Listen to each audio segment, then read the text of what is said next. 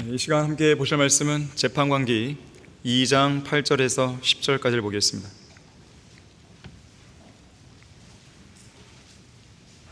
재판관기 2장 8절에서 10절까지 말씀을 보도록 하겠습니다.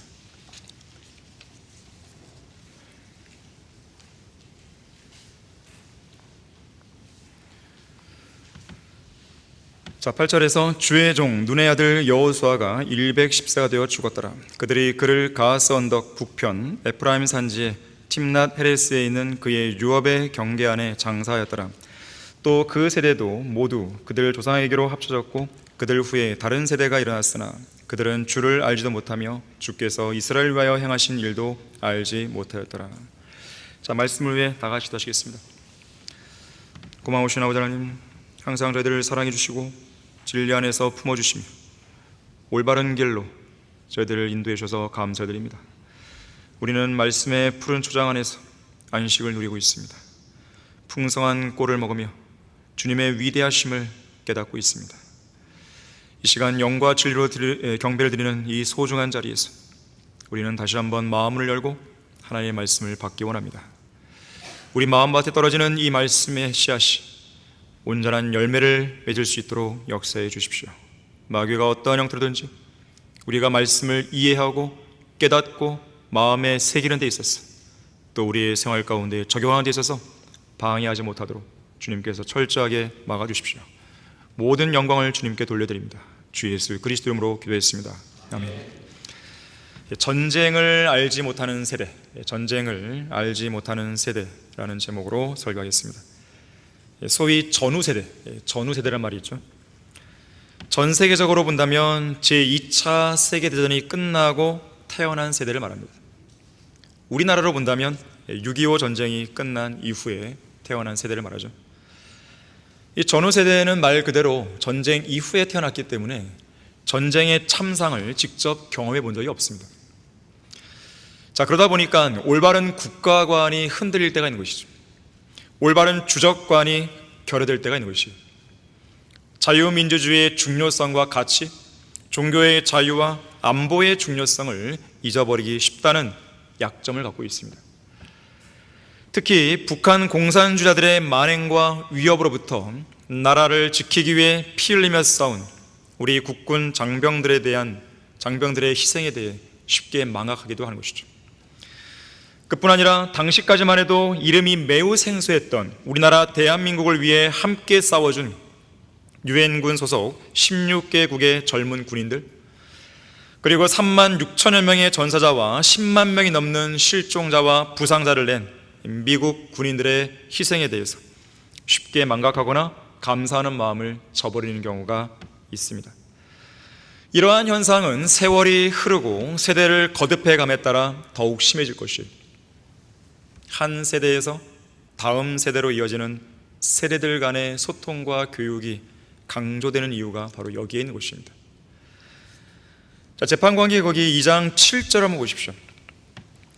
백성이 여호수아에 사는 날 동안과 주께서 이스라엘 위하여 행하신 주의 모든 위대한 일을 보았던 여호수아보다 오래 산 장로들의 모든 사는 날 동안에 주를 섬겼더라.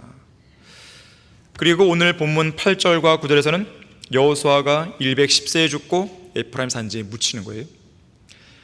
자, 그러니까 여호수아뿐만 아니라 여호수아와 동시대를 살면서 하나님의 위대한 일들을 직접 목도한 장로들이 살아있는 기간, 생존했던 그 기간에는 이스라엘 백성이 주님을 잘 섬겼다는 것이죠.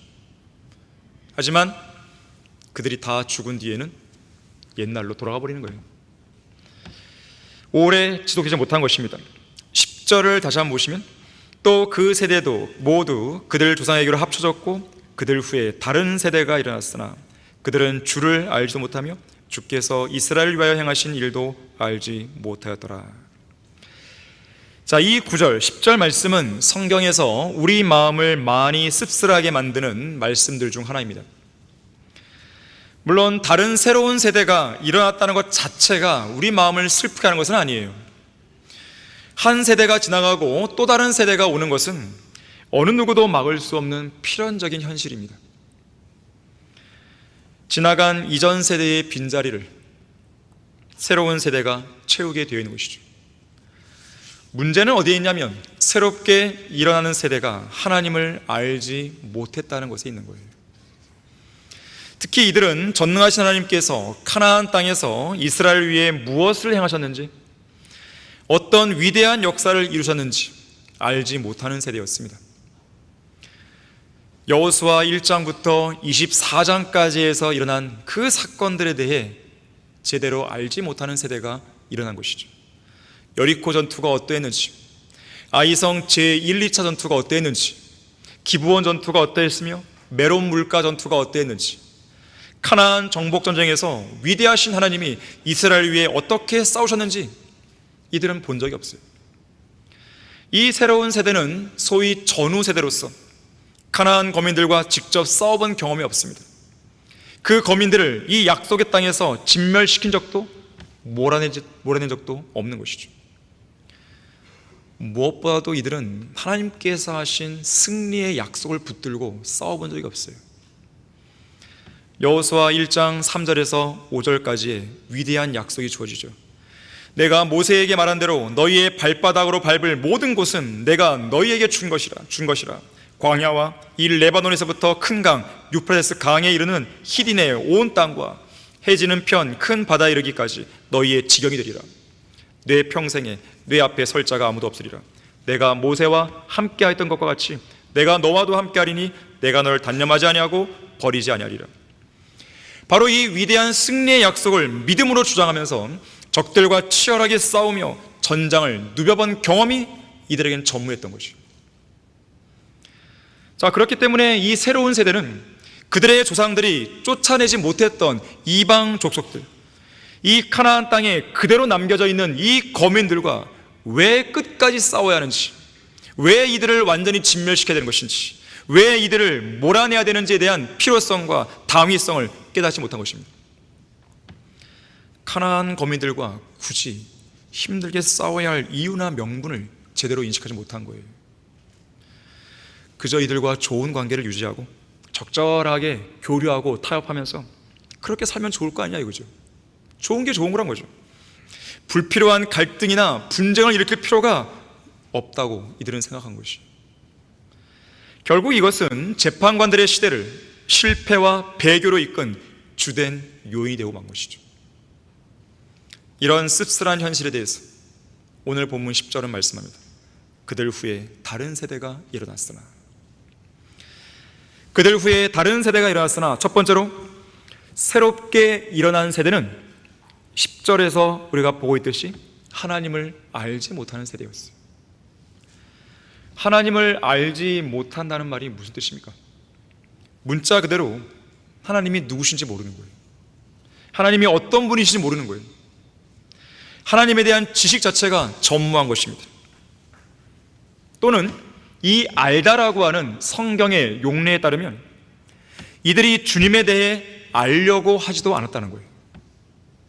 주님과 교제하지도 않았고 동행하지도 않았다는 것을 가리킵니다. 심지어 가증한 죄들을 짓고 이방 신들을 섬김으로써 하나님을 저버리거나 하나님을 우습게 여기고 가볍게 여기는 것을 의미하기도 하는 것이죠.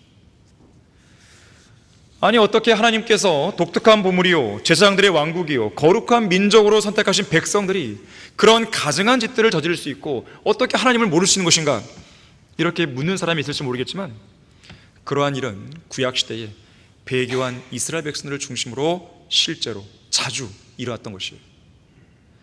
오늘날 교회 시대에도 배교한 교회들과 육신적인 성도들을 중심으로 비일비재하게 일어나고 있습니다. 그리스도인이라면 차마 할 수도 없고 절대 해서도 안 되는 것들을 하나님을 알지 못하는 세대들이 버젓이 행하고 있는 것이에요. 미국 월스트리트 저널에서 하나님에 대한 재정의, 하나님에 대해 다시 정의를 내리겠다, 이런 제목의 기사가 실렸습니다. 이 기사는 기독교의 종주국이요 성경 위에 국가를 세웠다고 자처하는 미국의 국민들이 마치 시장에서 새로운 상품을 찾듯이 새로운 신들을 찾고 있다, 그렇게 기사를 쓰면서 사람들에게 물은 거예요. 각계각층의 사람들에게, 소위 하나님을 믿는다고 말하는 그런 사람들에게 하나님은 무엇인가? 라는 질문을 던진 거예요. 하나님은 누구신가도 아니고 하나님은 무엇인가? 라는 신성모독적인 질문을 던진 것입니다. 이 질문에 뉴욕에 있는 한 목사가 말합니다. 하나님은 인격체가 아니라 절대적인 힘의 원동력이 되는 자기장이다 그랬습니다. 또 자기를 유대인이라고 밝힌 어떤 기업의 CEO는 하나님은 순수한 사랑이고 사랑의 강렬한 느낌들이다 이렇게 정의했습니다. 자칭 그리스도인인 마이크로 시스템즈의 한 공동 창업자는 이렇게 말합니다. 우리는 과학자로서 하나님은 우리 유전자의 일부분이다 라고 말했습니다. 패션 디자이너이자 자신을 장로교인이라고 밝힌 어떤 사람은 하나님을 믿는다는 것은 마치 조상들을 숭배하는 것 같다 이렇게 얘기했어요. 결국 이 기사는 이런 식으로 결론을 내립니다. 우리는 하나님에 대한 어떤 종류의 사상들은 좋아하지만 하나님 자체를 좋아하지는 않는다. 하나님이 하는 말도 좋아하지 않고 하나님이 하고 있는 일도 좋아하지 않는다. 그래서 우리는 하나님을 새롭게 다시 정의하고자 한다. 하나님이 누구인지, 하나님이 어떤 자인지 우리 스스로 결정할 것이다 그랬어요. 자, 이것이 바로 타락하고 배교하고 하나님을 모독하는 일들을 서슴지 않는 현대 미국의 하나님을 알지 못하는 새로운 세대들의 현주소입니다. 이것이 어디 미국만의 이야기겠습니까? 배교한 교회 시대의 전 세계적인 흐름인 것이죠. 자, 그러나 피조물인 인간에게는 창조주 하나님께서 어떤 분이신지 임의로 정의를 내릴 권한이 없습니다. 우리가 믿고 싶은 대로 하나님을 규정하고 믿어서는 안 되는 것이에요. 하나님께서 그분 자신을 성경에 계시하신 대로, 성경에 계시된 그대로의 하나님을 믿고 섬겨야 하는 것이지, 그렇지 않게 되면 그것 자체가 우상 숭배가 되는 거예요. 자, 그렇다면 하나님을 알지 못하는 세대는 왜 양산되는 것인가? 그 이유가 어디 있는 것인가? 호세아 5장에서는 그것이 음행의 영 때문이라고 말하고 있습니다. 다 같이 호세아 5장 4절을 보겠습니다.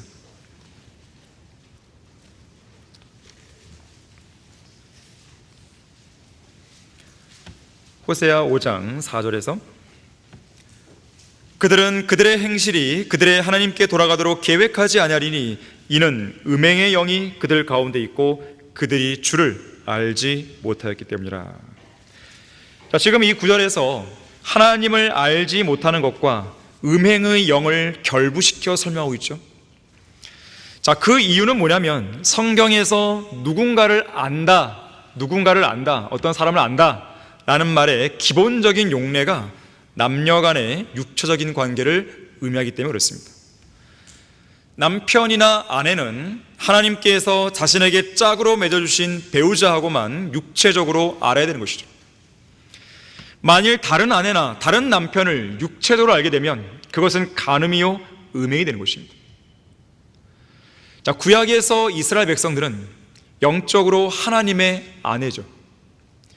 그런 이스라엘이 그들의 남편이신 하나님을 알지 못했다고 한다면 그것은 바로 다른 남편인 이방 신들을 알았다는 것을 의미하는 것이 되고 결국 그런 우상 숭배를 통해 영적인 간음과 음행을 저지른 것이 됩니다.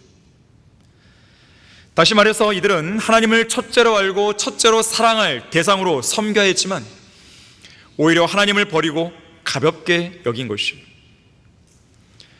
신명기 32장 15절과 16절에서는 이스라엘 백성들이 자기를 지으신 하나님을 버렸고 자기 구원의 반석을 가볍게 여겼으며 이방 신들로 주께 질투를 일으키고 가증한 것들로 주께 진노를 일으켰다고 말씀합니다.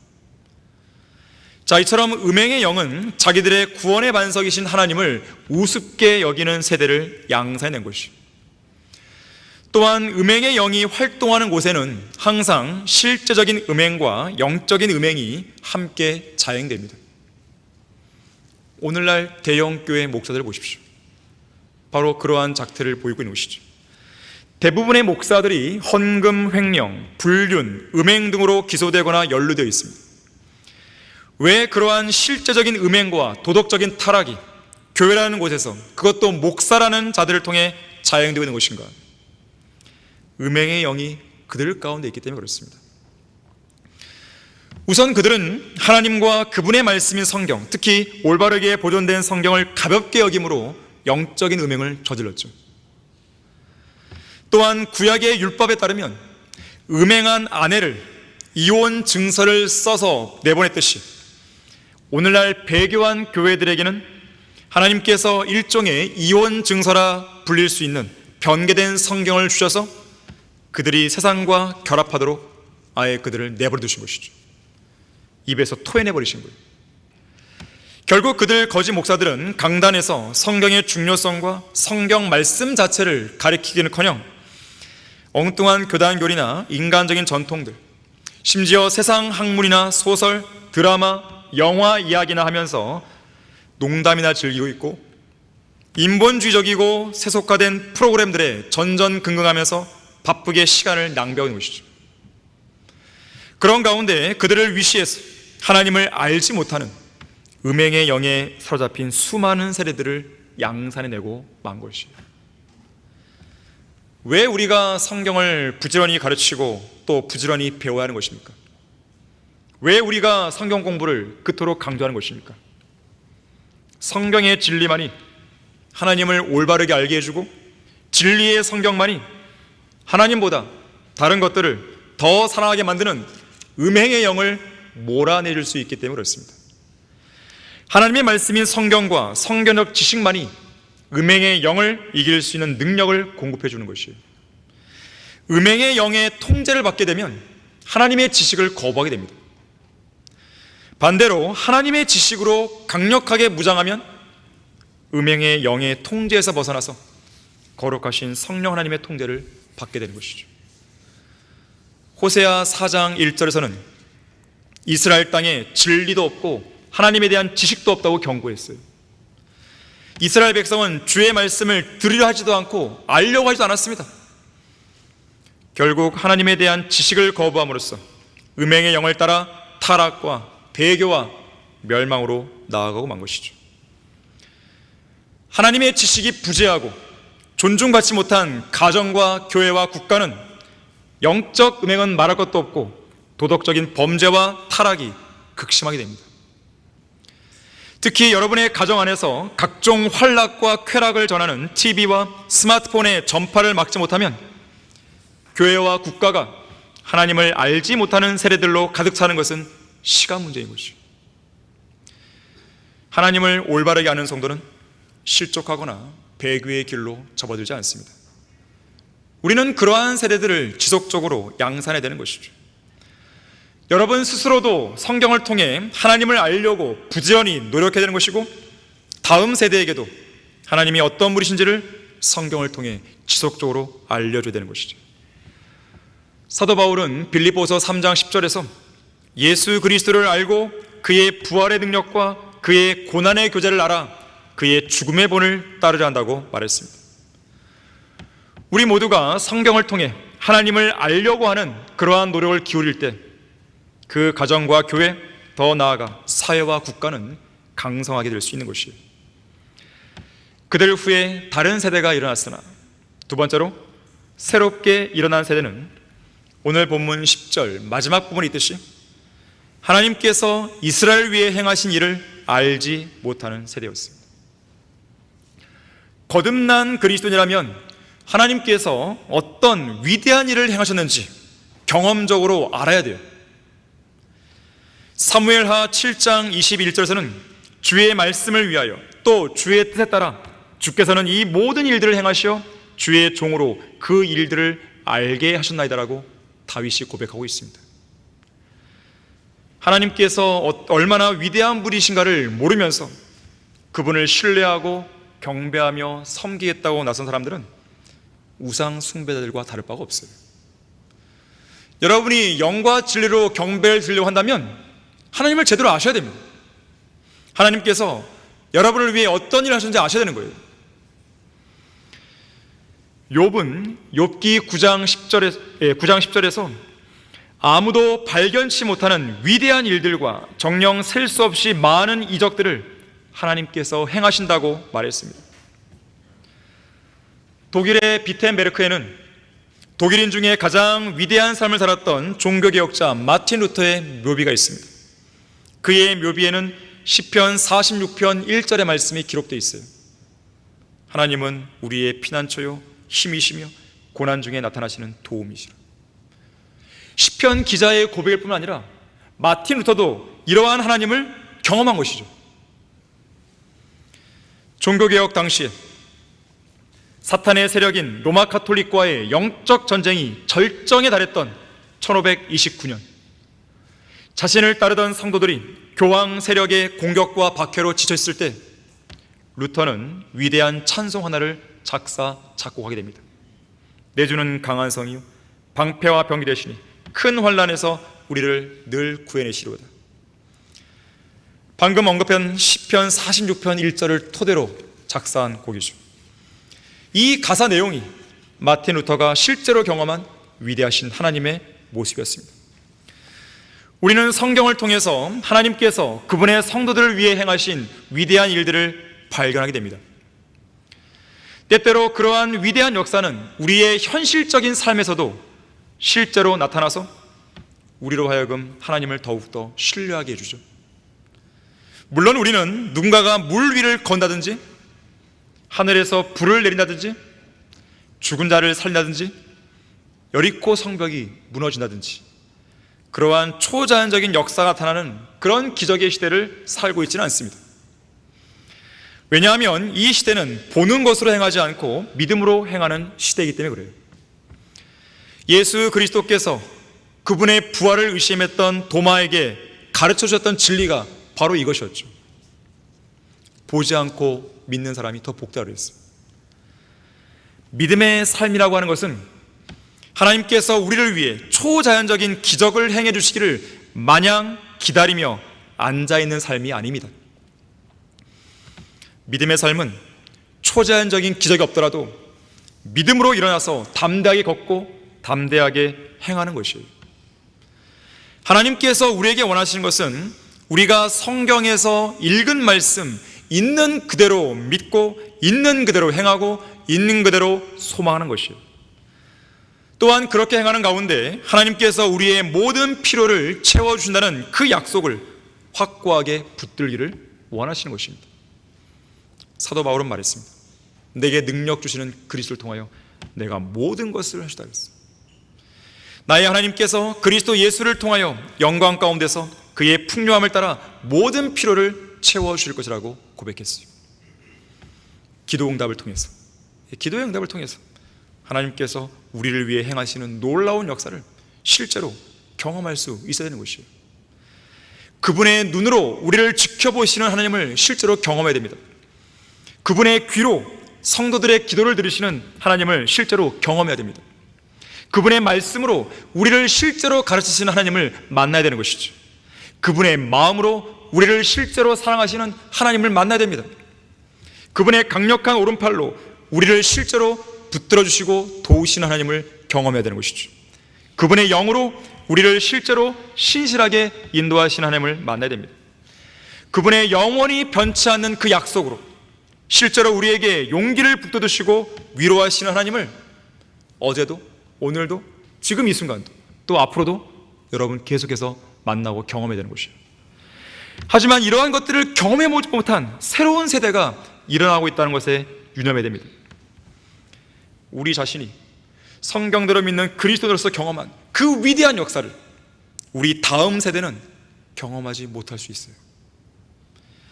이 새로운 세대는 하나님께서 이 성경대로 믿는 교회를 위해 역사하신 그 위대한 일이 무엇인지 모를 수 있습니다. 하나님께서 우리 성경 침례교회에 얼마나 많은 복을 주셨고 성도들의 기도에 얼마나 신실하게 응답해 주셨는지 모를 수 있어요. 다음 세대를. 이 교회가 창립한 이래로 10여 차례 이상의 영적 전쟁이 있었지만 하나님께서 그때마다 어떻게 이 교회를 보호하고 지켜주셨는지 그들은 모를 수 있습니다. 또한 왜 우리가 성별해야 되는 것이고 왜 한글 킹제임 성경을 최종 권위로 믿는 믿음이 중요한지 다음 세대는 모를 수 있습니다. 왜 배교한 교회들과 맞서 싸워야 되는 것이고, 왜 죄와 거짓교리에 대항하여 싸워야 하는지, 그 필요성도 당위성도 모르는 새로운 세대가 일어날 수 있는 것이, 성경대로 믿는 사람으로서 가장 슬픈 장면이 바로 그것입니다. 성경적인 진리와 하나님의 위대한 역사가 세대를 거듭하면서 계속 전수되지 않고 그 맥이 끊어지는 것, 가장 슬픈 일이죠. 개혁과 부흥의 시대였던 필라델피아 교회 시대에 태어났던 사람들이 있었습니다. 그래서 어린 시절에 그런 부흥과 개혁을 맛봤던 사람들이 있어요. 자, 그런데 그러한 사람들이 배교한 라오디케아인들의 교회 시대 넘어오는 가운데에 배교가 어떻게 진척돼 간지를 눈으로 보는 거죠. 정말 슬픈 일이에요. 하나의 회사가 10년 이상 지속되는 건 어렵습니다. 20년 이상 존속하는 기업도 많지 않습니다. 30년 이상 파산이나 합병해서 살아남는 회사도 손에 꼽을 정도예요. 세상 일도 그러한데 영적인 문제는 더 그렇습니다. 우리의 대적인 마귀가 성경대로 믿는 교회들을 무너뜨리기 위해서 호시탐탐 노리기 때문에 그렇습니다. 마귀의 공격에 오래 버티지 못하고 분열되어서 쪼개지거나 완전히 배교해버리는 교회들이 생기는 이유가 바로 여기에 있는 거예요. 그래서 우리의 간절한 기도가 무엇입니까? 성경대로 믿는 지역교회들의 역사가 예수님께서 공중으로 오실 휴거 때까지 지속되는 것이죠. 하나님께서 이 교회를 위해 행하신 위대한 일들이 지속되는 것이죠. 자, 이를 위해서는 지속적으로 일꾼들이 나와야 됩니다. 그리스도의 일꾼들이 나와야 돼요. 그리스도의 군사들이 계속 나와야 돼요. 지속적으로 전국을 누비며 그리스도의 복음을 증거할 구령자들, 거리 설교자들, 순회 설교자들이 나와야 되는 것이죠. 지역교회를 맡을 헌신적인 목자들이 양육되어야 되는 것이고, 해외에서 복음과 진리를 위해 자신의 인생을 불사를 선교사들이 세워야 되는 것이죠. 설교 강단을 신실하게 지켜낼 설교자들과 어떤 구절을 펼치더라도 사람들에게 설명할 수 있는 실력 있는 성경 교사들이 나와야 되는 것이죠. 무릎으로 끈질기고 효과적인 기도를 할 수 있는 기도의 사람들과 하나님의 사역을 전폭적으로 지원할 수 있는 신실한 그리스도인 사업가들이 길러져야 되는 것이죠. 우리 가운데 어느 누구도 자신에게 전수된 이 고귀한 성경적인 믿음과 위대한 역사를 다음 세대에게 전수하지 못하고 자신의 때에 끊어버리고 중단시키는 어리석고 게으른 성도가 나와서는 안 됩니다.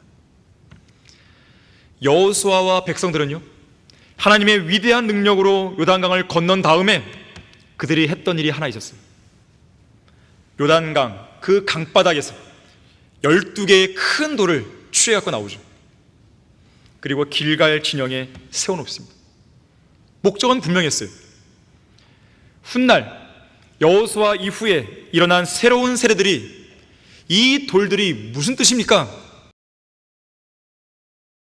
이렇게 물었을 때 하나님께서 얼마나 위대한 일을 행하셨는지, 그분의 강력한 손에 의해서 요단강 물이 어떻게 끓어졌고 이를 지켜본 가나안 거민들이 얼마나 두려워 떨었는지, 그것을 알려주기 위한 돌들이었던 것이죠. 하지만 보십시오. 재판관계 어디를 보더라도 이 돌들이 무슨 뜻입니까? 이렇게 물은 세대가 없어요. 아무도 안 물었어요. 그리고 그 돌들이 무슨 뜻인지를 알려준 사람들도 없었습니다. 우리는 그런 사람들이 되면 안 됩니다. 우리는 가정과 교회 안에서 기도에 응답하신 하나님의 위대한 일들을 지속적으로 말하고 지속적으로 가르쳐야 돼요. 그것이 바로 진정한 교육이고 살아있는 교육입니다. 그렇게 할 때 하나님께서 행하신 위대한 일들을 분명히 알고 있고 분명히 경험한 세대가 지속적으로 양산될 수 있는 것이에요. 그들 후에 다른 세대가 일어났으나, 세 번째로 새롭게 일어난 세대는 전쟁을 알지 못하는 세대였습니다. 우리 재판관기 3장 1절 2절을 보겠습니다. 재판관기 3장 1절 2절에서 주께서 남겨두신 민족들은 이러하니 그들을 통하여 이스라엘 곧 가나안의 모든 전쟁을 알지 못하는 이스라엘의 많은 사람들을 시험하고자 함이며 오직 이스라엘 자손들의 세대들, 즉 적어도 전에 그 전쟁들에 관하여 아무것도 모르는 자들에게 전쟁을 가르쳐 알게 하시려 함이었더라. 하나님은 전쟁을 가르치시는 분이십니다. 왜냐하면 모든 전쟁이 하나님께 속해 있고 주님께서는 우리의 대장이시고 우리의 전사시고 용사시기 때문에 그래요. 출애굽기 15장 3절에서 주는 전사시라고 말씀하죠.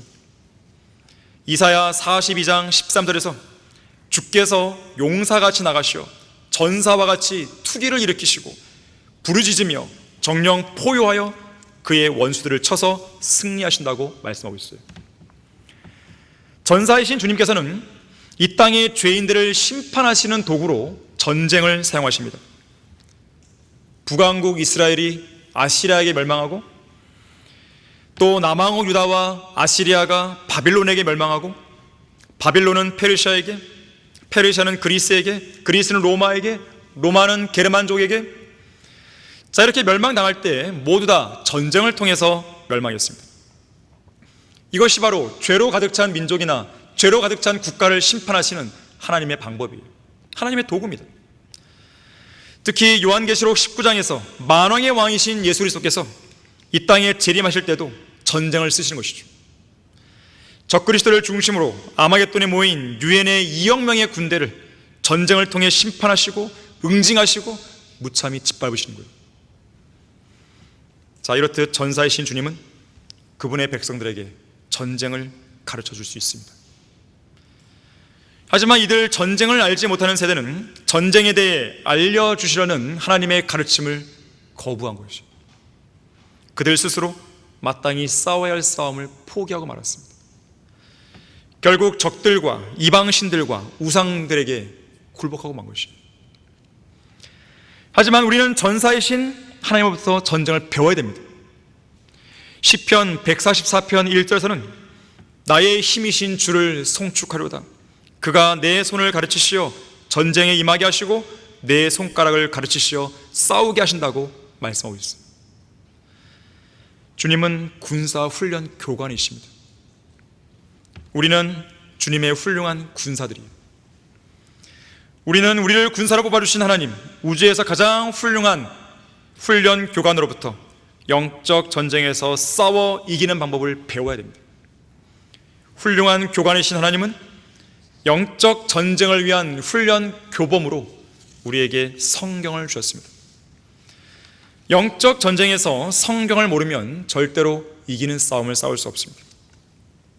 성경에는 145회가 넘는 전쟁이 언급되어 있어요. 그중 10번의 전쟁은요, 사상자 수까지 구체적으로 기록되어 있습니다. 어떤 전쟁은 어떤 전략으로 싸워 이겼는지 나오는 것이에요. 어떤 전쟁은 왜 이 전쟁에서 패배했는지도 나오는 것이에요. 패배 원인이 분석되는 것이죠. 여호수아부터 역대기 상하까지는 전쟁에서 사람 죽인 이야기들로 가득 차 있습니다. 각 전쟁에서 사용된 다양한 전략들과 무기들이 있고 적들의 특징과 공격 방법이 무엇인지, 전쟁에서의 승리와 실패에 관한 다양한 사례들, 적들이 공격해오는 주된 경로, 적들이 가장 무서워하고 떠는 것이 무엇인지, 이 한 권의 책에 다 기록되어 있는 것이에요. 여러분들이 성경에 나오는 전쟁들만 연구를 해봐도요, 면밀하게 여러분들이 읽고 공부하고 묵상해봐도 영적 전쟁에서 승리하기 위한 여러 가지 원리들을 찾을 수 있습니다. 특히나 에베소서 6장 10절부터 17절까지에서는 그리스도의 군사들이 갖추고 있어야 할 무기들의 목록이 열거되어 있죠. 진리의 허리띠와 의의 흉배와 화평의 복음의 신발과 믿음의 방패와 구원의 투구와 성령의 칼로 구성된 전신 갑옷이 묘사되어 있습니다. 그리스도의 군사는 반드시 전신 갑옷을 입어야 돼요. 로마서 13장 12절에서는 빛의 갑옷을 입으라 그랬어요. 빛의 갑옷, 전신 갑옷이에요. 또 13장 14절에서는 주 예수 그리스도로 옷 입고 있으라 그랬어요. 우리는 믿음의 선한 싸움이 완전히 끝날 때까지 이 전신 갑옷을 벗으면 안 됩니다. 영적 전쟁에서 승리하고 싶습니까? 그렇다면 성경을 읽으십시오. 그동안 반복해온 실패와 패배에서 벗어나고 싶습니까? 그렇다면 성경을 공부하십시오. 아무리 자신의 손에 좋은 병법서가 들려있다 하더라도, 좋은 무기가 들려있다 하더라도 그것을 사용할 줄 모르면 아무짝에 쓸모가 없습니다. 배웠으면, 알았으면, 깨달았으면 실전에 써먹으셔야 돼요. 특히 성경에 나오는 전쟁들로부터 배울 수 있는 전략과 무기들을 영적 전쟁에서 활용해야 됩니다. 그렇게 실전에 적용하다 보면 영적 전쟁을 치렀던 수많은 참호들에서, 실제적인 전장에서 우리가 얻게 되는 실전 경험들이 계속 쌓여나갈 것이죠. 그것이 쌓이고 쌓이다 보면 이제는 패배보다는 승리하는 순간들이 더 많아질 것입니다. 사도 베드로는 베드로전서 5장 8절에서 우리에게 경고하죠. 정신을 차리고 깨어있으라. 이는 너희의 대적 마귀가 울고 있는 사자처럼 삼킬 자를 찾아 두루 다니기 때문이라고 했어요. 이 말씀은 그냥 무단히 기록된 게 아닙니다. 베드로는 삼킬 자를 찾아 두루 다니는 사탄의 키질로 비참한 패배를 뼈저리게 경험한 적이 있는 사람이에요. 예수님께서 대적들에게 잡히시던 그날 밤, 베드로는 정신을 차리고 있지 못했습니다. 사탄이 밀처럼 키질하고 있는 바로 그 순간에 베드로는 깨어있지 못했습니다. 당시 베드로는 최후의 만찬에서 주님을 위해 생명을 내어놓을 준비까지 되어 있다고 주님 앞에 당당하게 고백했던 사람이에요. 하지만 그것은 육신적인 자신감에서 비롯된 것일 뿐이에요. 사실상 베드로는 준비가 안 되어 있었습니다. 겟세마네 동산에서 예수님께서 땀이 큰 핏방울처럼 떨어질 만큼 간절히 기도하시는 그 중요한 순간에 베드로는 잠들어 있었습니다.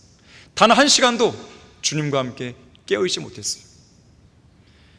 예수님께서 시험에 들지 않도록 기도하라고 말씀하신 그 순간조차도 그는 잠들어 있었습니다. 결국 마귀의 공격에 무차히 무너졌고 이 쓰라린 패배를 경험한 베드로가 그 순간에 배웠던 살아있는 교훈을 가지고 우리의 대적 마귀가 울고 있는 사자처럼 삼킬 자를 찾아 다니고 있으니까 정신을 차리고 깨어있으라고 우리에게 권면하는 거예요. 살아있는 교훈에서 나온 권면인 것입니다. 자, 이처럼 싸우는 법을 제대로 배우지 못하고 실전 경험도 없는 성도는 결코 승리할 수 없습니다. 오늘날 현대 그리스도인들이 갖고 있는 심각한 문제가 바로 이것이에요. 영적 전쟁에 대한 실전 경험이 전무한 것입니다.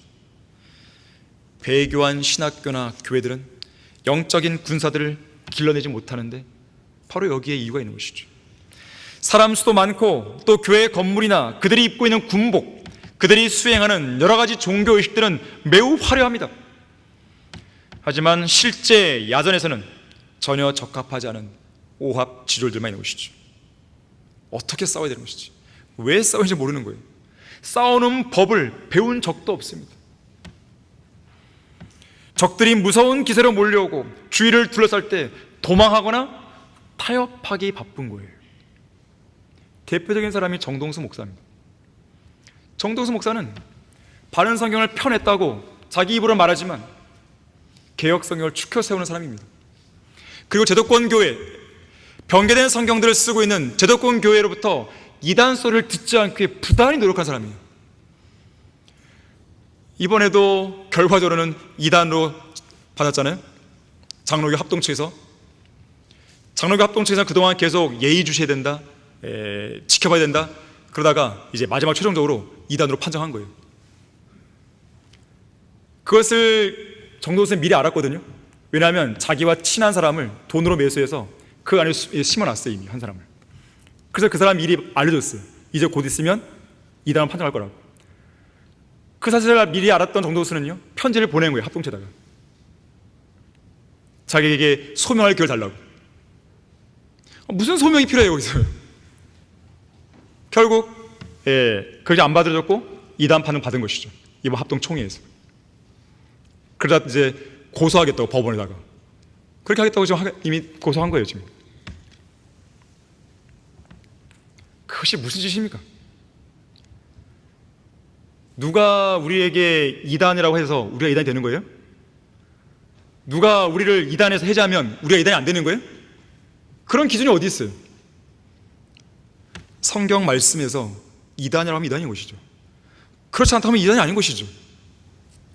그것이 바로 지난 피 흘린 발자취, 2000년 교회사 동안 있었던 피 흘린 발자취 속에서 믿음을 지켜왔던 신실한 성경들은 사람들의 믿음이었어요.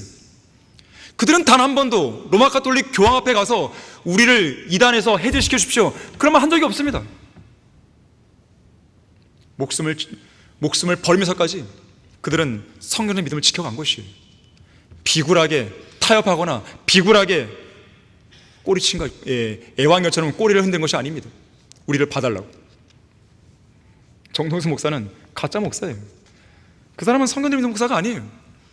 그 사람이 펴낸 성경 마찬가지죠. 자기가 펴낸 그 성경이 자기를 못 지켜줘요? 그게 무슨 올바르게 보이는 성경을 할 수 있겠습니까? 우리는 한글 킹제임스 성경을 싸우는 것이죠. 이 성경이 우리를 지키잖아요. 우리를 보호해주잖아요. 우리가 당당하고 우리가 옳다고 얘기해 주잖아요. 살아있는 말씀이니까요. 사람들은 싸움을 싫어합니다. 회피하는 것이에요. 왜냐하면 진리와 주 예수 그리스도를 위해 받는 고난이 싫기 때문에 그런 거예요. 성경은 이러한 사람들을 가리켜서 그리스도의 십자가의 원수들이라고 말하는 것이죠. 이러한 사람들은 자칭 그리스도라 하면서도 전쟁을 포기하고 사는 사람들입니다. 그리스도인의 세 가지 대적인 세상, 육신, 마귀의 공격에 대해서 반격을 가하거나 저항을 안 합니다. 무방비 상태로 당하고 있는 것이죠. 이러한 사람들은 아내나 남편, 가족을 기쁘게 한다는 명목으로 싸워야 할 영적 전쟁을 포기합니다. 질병으로 몸이 아프고 병석에 눕게 되면 영적 전쟁을 포기해버립니다. 직장을 잃고 불의의 재앙이 닥치면 포기해버리죠. 조롱과 모욕을 당하고 이단으로 정죄받으면, 또 비방을 당하겠다 싶으면 전쟁을 포기하는 거예요. 하지만 우리는 어떤 상황에도 이 싸움을 포기해서는 안 됩니다. 그리스도의 군사들은 싸우는 사람들이에요. 우리의 신부는 첫째도 군사, 둘째도 군사, 셋째도 군사예요. 군사는 싸우는 사람들이에요. 쉬는 사람들이 아닙니다. 군사는 편안한 사람들이 아니에요. 싸우는 사람들이에요. 우리가 이 영적 전쟁을 포기하고 죄와 싸워 승리하기 위해 아무것도 안 한다면 영적인 불황자, 영적인 노숙자, 영적인 패전국의 국민들로 전락하고 말 것입니다. 우리는 우리의 대적들 사이로 용감하게 뚫고 지나가야 됩니다. 그러다가 쓰러졌으면 다시 일어나야 되는 것이에요. 또 쓰러지면 다시 일어나서 싸워야 되는 것이죠. 주님께서는 선한 싸움을 싸우고 고난의 큰 싸움을 견뎌낸 그리스도의 군사들을 원하시는 것을 기억하셔야 됩니다. 또한 우리는 이러한 사실을 새롭게 일어나는 다음 세대들에게도 반드시 가르쳐줘야 되는 것이에요. 결론적으로 지난 2016년 미국에서는 두 개의 큰 별이 졌죠. 4월에는 피터 락파 목사님이, 10월에는 잭칙 형제님이 하나님의 부르심을 받은 것입니다. 그리고 2022년 1월 26일에는 우리나라에서 한 개의 큰 별이 졌습니다. 이 땅에 성경대로 믿는 사람들을 낳은 이성호 목사님이 이 땅에서 영예롭게 제대를 한 것이죠. 저는 지난 수요일에 목사님 산소를 다녀왔습니다. 그리고 저 나름대로는 끝까지 하겠다는 다짐을 하고 산에서 내려왔어요. 앞서 말했듯이 한 세대가 지나가고 또 다른 세대가 오는 것은 누구도 막을 수 없는 필연적인 현실입니다. 문제는 세대가 바뀌어도 하나님을 아는 지식이, 하나님의 위대한 일을 겪은 실제적인 경험이, 영적 전쟁에 대한 실전 지식과 경험이 바로 그 자리에 여전히 남아 있는다는 것이에요. 이전 세대가 지나간 빈자리에 하나님을 알지도 못하고 하나님께서 행하신 일도 전쟁에 대해서도 알지 못하는 새로운 세대가 일어나는 씁쓸한 상황이 발생해서는 안 됩니다. 에릭 사워는 믿음의 경기장에서라는 그의 책에서 이렇게 말했습니다. 우리의 믿음의 영웅들이자 믿음의 선두주자들, 귀감이 되었던 영적인 지도자들이 현 세상을 떠날지라도 하나님께서 그들 뒤에 남겨놓으신 후대들은 그들의 성경적인 믿음에 관한 한 조금의 손상도 입어서는 안 된다. 시편 145편 4절에서는 한 세대가 다른 세대에게 주의 행사들을 찬양할 것이며 주의 능하신 행적들을 선포한다고 말씀합니다. 세대들 간의 지속적인 소통과 교육을 통해서, 무엇보다도 성경을 통해서 하나님이 누구신지 구체적으로 알려주고 또 배워야 됩니다. 기도의 응답을 통해서 하나님께서 행하신 위대한 일들을 가르쳐줘야 되는 것이고 또 배워야 되는 것이죠. 그리스도의 군사로서 마땅히 싸워야 할 영적 전쟁에 대해서도 우리가 참호에서 배운 승리의 전략을 가르쳐주고 또 배워야 되는 것이죠. 우리는 우리에게 단번에 전수된 성경적인 믿음을 지켜야 됩니다. 그 믿음을 다음 세대에게 전수해야 되는 것이죠. 후대들은 선대들로부터 배우려고 애써야 되는 것이고, 선대들은 후대들에게 좋은 본을 보이고 또 좋은 것들을 가르쳐주려고 애를 써야 됩니다. 그것도 반복해서 가르쳐야 되는 것이죠. 하나님의 말씀을 전해주던 자들은 우리 옆에 항상 머무르는 것이 아니에요. 언젠가는 헤어지게 되어 있고, 그것이 죽음이든 어떤 다른 사역을 위해서든 언젠가는 서로가 서로의 곁을 떠나게 되어 있습니다. 그러한 순간이 왔을 때 전혀 당황하지 않고 그 믿음의 본을 지속적으로 따라가야 되는 것이고, 또한 그 믿음의 본을 내 후대에게도 계속 물려줘야 되는 것입니다. 내 후대에게 할 말이 있어야 되는 거예요. 해줄 말이 있어야 되는 것입니다. 해줄 간증이 있어야 되는 것이에요. 그렇게 할 때 세대를 거듭하면서 전수되는 믿음의 이 유산은 간증들로 가득 찬 한편의 대서사시로 엮어져서 하나님 앞에 위대한 찬양의 노래로 불리게 되는 것이죠. 하나님의 능하신 행적들로 인하여 주님을 찬양하며 하나님의 뛰어난 위대하심을 따라 주님을 찬양하라. 이것이 바로 실패와 배교로 점철된 재판관들의 시대에 전쟁을 알지 못한 세대로부터 우리가 배워야 할 중요한 교훈임을 잊지 말기 바라겠습니다. 자, 기도하겠습니다. 고마우신 아버지 하나님, 주님의 오심이 가까우면 가까울수록 세대들 간의 교체는 계속해서 이루어져 가고 있습니다. 우리는 지금 현 세대에서, 아니 지금 이 순간 주님께서 속히 오시기를 간절히 바라고 있습니다. 하지만 주님의 목적과 뜻 가운데서 그 시간이 뒤로 미뤄지고 또 미뤄지는 가운데 세대들이 교체될 때 세대들 간에 전수된 올바른 믿음과 성경적인 지식과 믿음의 유산들은 그대로 남아있어야 되는 것입니다. 하나님께서 이 교회를 기억해 주시고 이 교회를 지켜주십시오. 이 교회에 속해 있는 선대들 그리고 후대들 모두를 주님께서 붙들어 주십시오. 우리 모두는 하나님을 올바르게 알아야 되는 것이고, 하나님께서 우리에게 행하신 위대한 일이 무엇인지 정확하게 알고 또 경험해야 되는 것이며, 우리가 치르는 영적 전쟁의 성공과 실패에 관한 모든 이유와 원인들을, 전략과 무기들을 제대로 알아야 되는 것입니다. 우리 모두를 그리스도의 강력한 일꾼이요 그리스도의 강력한 군사로 세워주시길 간구드립니다. 주 예수 그리스도 이름으로 기도했습니다. 아멘.